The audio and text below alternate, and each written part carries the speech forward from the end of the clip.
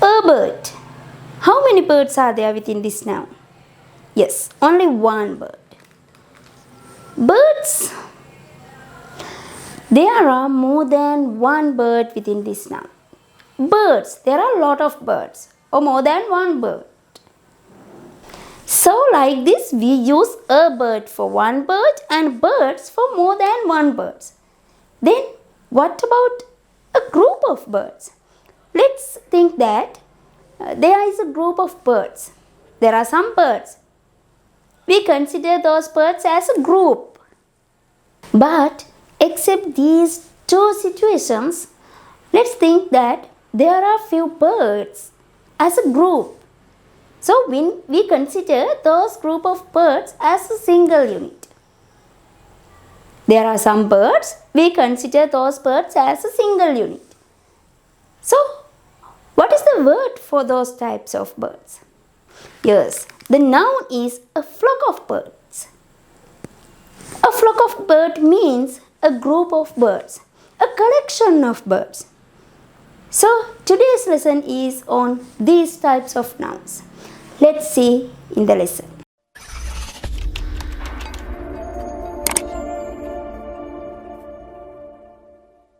Hi everyone, welcome to English Hub. I'm Sachi here and you know that today's lesson is on collective nouns. I'm sure that you can learn many things on collective nouns from this lesson. So let's go to the lesson. What are collective nouns? You have some idea on these types of nouns now. Let's see further on these. What are collective nouns? Collective noun, we consider a collection of individuals, animals or things as a single entity. But we consider that entity as a single unit. So that is why we call it a collective noun. There is a collection within that noun. There is not only one person, one animal or one thing in this noun. So like this, a collective noun is a collection. There is a collection in that. Clear? So, these nouns are singular or plural. These types of nouns are considered as singular nouns. So, now you know that collective nouns are considered as singular nouns. Because we consider that collection as a one. Look at this point. Even though the noun is singular, it refers to multiple members of that group. You know that. Though it is considered as a single unit, you have to remember that there are multiple members of that group. Those few members together make a collection. We consider only that collection. We consider those members as one collection. That is why we call these types of nouns as collective nouns. Let's see some examples of these collective nouns. First one, a flock of birds. Here there are more than one bird. Right? There are few birds. But we consider those birds as a single unit, as a collection, as a one collection. So we call this collection as a flock of birds. Next example, a team of players. There are more than one players here and those few players are considered as a collection. So the noun a team of players is a collective noun and it is a singular noun. Right? Though there are more than one players there, we consider those all players as a single unit. Right? That's the reason. Right. Third example is a herd of cattle. There are few cattle and those all cattle are considered as a collection, as a one collection, and we call that collection as a herd of cattle. A herd of cattle, a singular noun. Next example, a pack of wolves. A pack of wolves.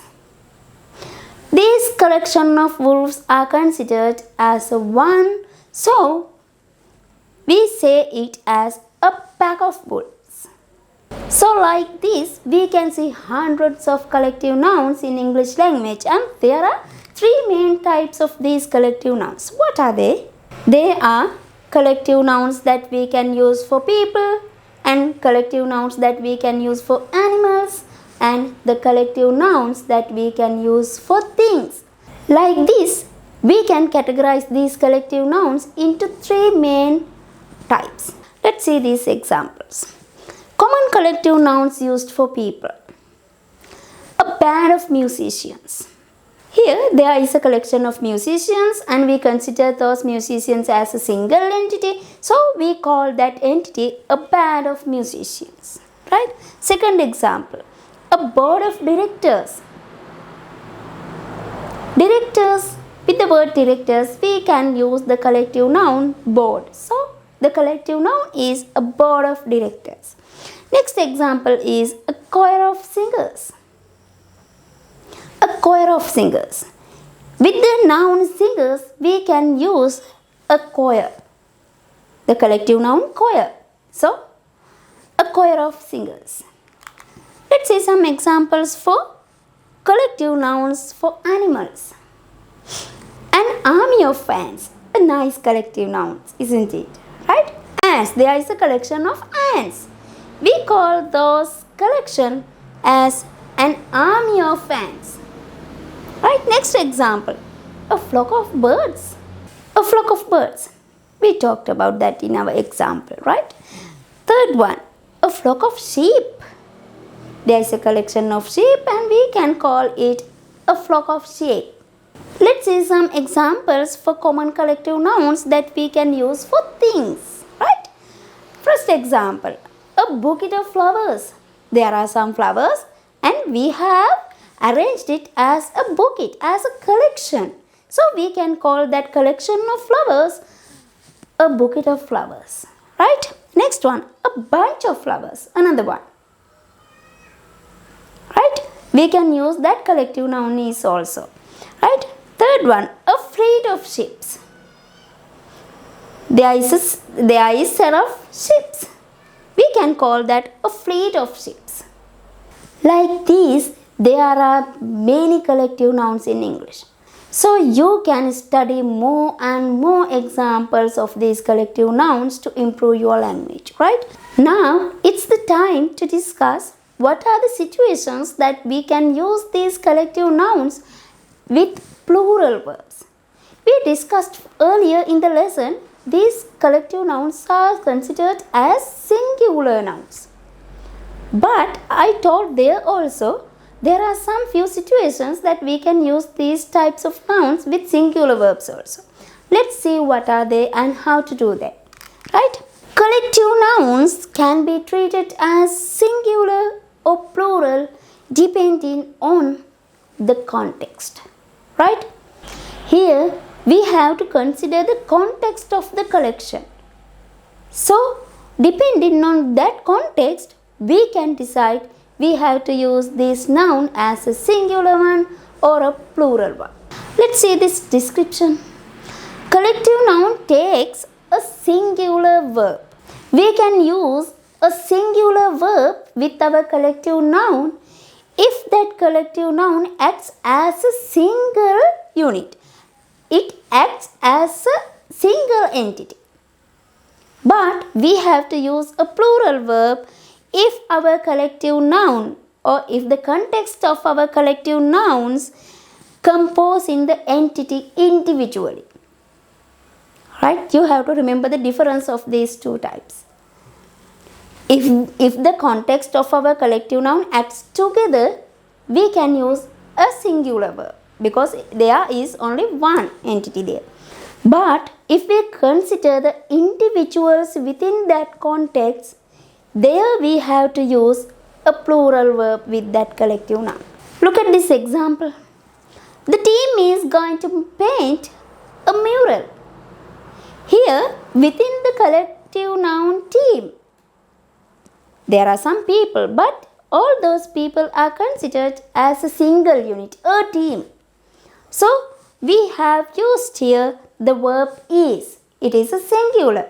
So, we consider the team as a single entity.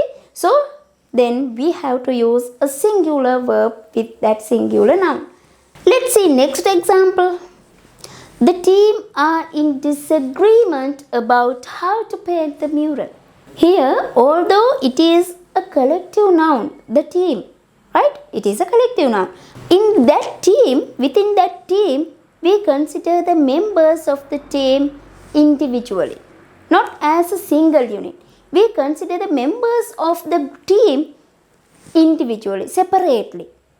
So that's why I have used here a plural verb. I think that you got the idea. How to use singular verb and a plural verb with these collective nouns. If we consider the collection of the group as a single unit, we consider that collective noun as a single one, and on the other side, if we consider the members of that collection individually, we consider that noun as a plural verb. So we can use plural verb with that collective noun there. If our lesson important for you and if you enjoyed it, you can like us and you can share our video, and don't forget to subscribe our channel. Let's meet with a new lesson.